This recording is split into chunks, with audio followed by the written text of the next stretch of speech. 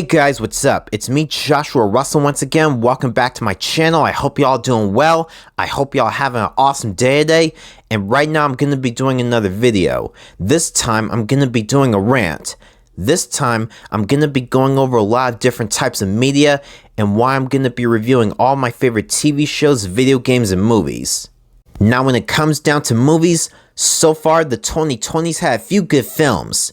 I'm not saying that they're all bad, but a lot of them don't hold a candle compared to the previous movies that were released in the 1970s, the 1980s, the 1990s, the 2000s, and the 2010s.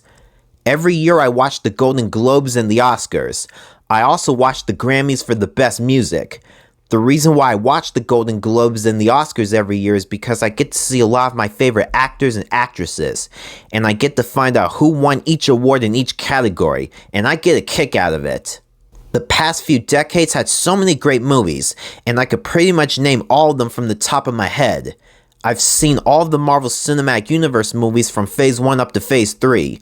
Iron Man, The Incredible Hulk, Iron Man 2, Thor, Captain America the First Avenger, The Avengers, Captain America Civil War, Captain America the Winter Soldier, Iron Man 3, Thor the Dark World, Black Panther, Guardians of the Galaxy, Ant-Man, Avengers Age of Ultron, Avengers Infinity War, and Avengers Endgame. I've also seen every single DC Extended Universe movie. Batman v Superman Dawn of Justice, Man of Steel, Suicide Squad, Wonder Woman, Shazam, Black Adam, Aquaman, and Zack Snyder's Justice League. And not only that, I love other Marvel and DC movies like Spider-Man 2002, Spider-Man 2, Spider-Man 3, Batman Begins, The Dark Knight Rises, Batman 1989, Batman Returns, Superman the Movie, Superman 2, Superman Returns, X-Men 2000, X2 X-Men United, X-Men Days of Future Past, Logan, The Wolverine, Deadpool, and Deadpool 2.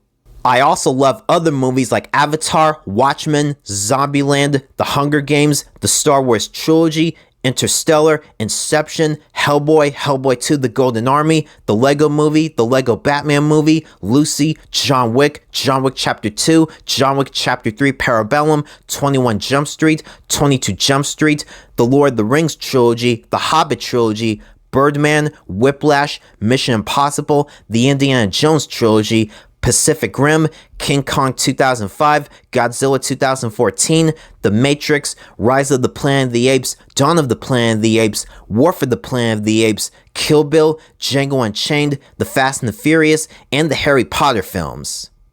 Before the coronavirus COVID-19 pandemic, I used to go to two of my favorite movie theaters to watch the latest films, Marcus Theaters and AMC Theaters.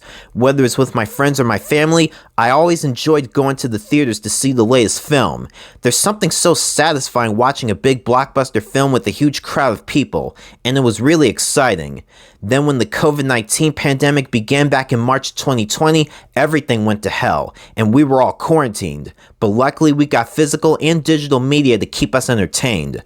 I own hundreds of movies on Blu-ray and DVD, and I'm gonna be reviewing a lot of them. As for video games, I think the PlayStation 3, PlayStation 4, Xbox 360, and Xbox One have the best selection of games. I know the PlayStation 5 and Xbox Series X have some bangers, but the 7th and 8th generation had a lot of great titles. Now I own a lot of video games, and I could pretty much name a lot of them from the back of my hand. Assassin's Creed, Alien Isolation, BioShock, Middle-earth Shadow of Mordor, Middle-earth Shadow of War, Call of Duty, Tomb Raider, Watch Dogs, Mortal Kombat, Gears of War, South Park The Stick of Truth, South Park The Fractured But Whole, Star Wars The Force Unleashed, Star Wars Jedi Fallen Order, Destiny, Destiny 2, Doom 2016, Deadpool, Injustice Gods Among Us, Injustice 2, Marvel Ultimate Alliance, Marvel Ultimate Alliance 2, Mass Effect, Infamous, Uncharted, God of War, The Last of Us, Ghost of Tsushima, Horizon Zero Dawn, Grand Theft Auto 4, Grand Theft Auto 5, Red Dead Redemption 2, LA Noire, Prototype, Bully, Prototype 2, Detroit Become Human, The Witcher 3 Wild Hunt, Ratchet & Clank, Spider-Man Web of Shadows, Marvel's Spider-Man, Marvel's Spider-Man Miles Morales, Marvel's Spider-Man 2, Batman Arkham Asylum, Batman Arkham City, Batman Arkham Origins, Batman Arkham Knight, and Batman the Telltale series. Man, that's a lot of games. In my opinion, I think the 2000s and the 2010s were the best decades for gaming. We've got so many great titles, and we also had events like Gamescom, TwitchCon, and E3. E3, Gamescom, and TwitchCon are considered some of the best gaming conventions because they offer unique and powerful experiences that bring the global gaming community together. E3 is renowned for being the industry's main stage, where major companies like Sony, Microsoft, and Nintendo unveil the newest games, technologies, and announcements that shape the future of gaming. TwitchCon, on the other hand, focuses on the live streaming community, giving fans the chance to meet their favorite streamers, watch live esports tournaments, and participate in workshops that highlight the creativity and connection within the streaming world. Gamescom is a great convention because it combines massive global attendance, major game announcements, diverse programming, industry networking, and international reach, making it the ultimate hub for gaming culture and business. Together, these conventions celebrate innovation, community, and the shared passion that drives the gaming industry forward. Nowadays, companies like Sony, Microsoft, and Nintendo have raised the prices on their games and consoles. I mean, look at what Sony did with the PS5, and look at what Nintendo did with the Nintendo Switch 2, and look at what Microsoft did with the Xbox Series X. Yeah, I know there were some great games that came out this generation like Marvel's Spider-Man 2, Ghost of Tsushima, Ratchet & Clank Rift Apart, and Halo Infinite. But the prices on these games are just crazy. $70? I mean, Jesus Christ. Video games back then were just $60. But raising the price tag up to $70 is seriously pushing it. And game developers are also charging extra for DLC. Alright, now let's talk about how I watch my TV shows. I watch several of my favorite TV shows either by streaming on Amazon Prime, Hulu, HBO Max, or Netflix. I can also watch them on DVD or Blu-ray. The previous decades had so many great TV shows to watch, and there were also great shows that were released in the 2020s as well, and I've seen every single TV show. Family Guy, The Simpsons, Bob's Burgers, South Park, Batman the Animated Series, The Spectacular Spider-Man, Spider-Man the Animated Series, X-Men the Animated Series, Superman the Animated Series, Fantastic Four, World's Greatest Heroes, The Avengers Earth's Mightiest Heroes, Justice League Unlimited, Invincible, The Flash, Arrow, Supergirl, Daredevil, Luke Cage, Jessica Jones, The Punisher, The Defenders, Gotham, Agents of S.H.I.E.L.D., WandaVision, Loki, The Falcon and the Winter Soldier, Breaking Bad, The Walking Dead, Power, Empire, Prison Break, The Blacklist, The Mandalorian, Curb Your Enthusiasm, and Supernatural.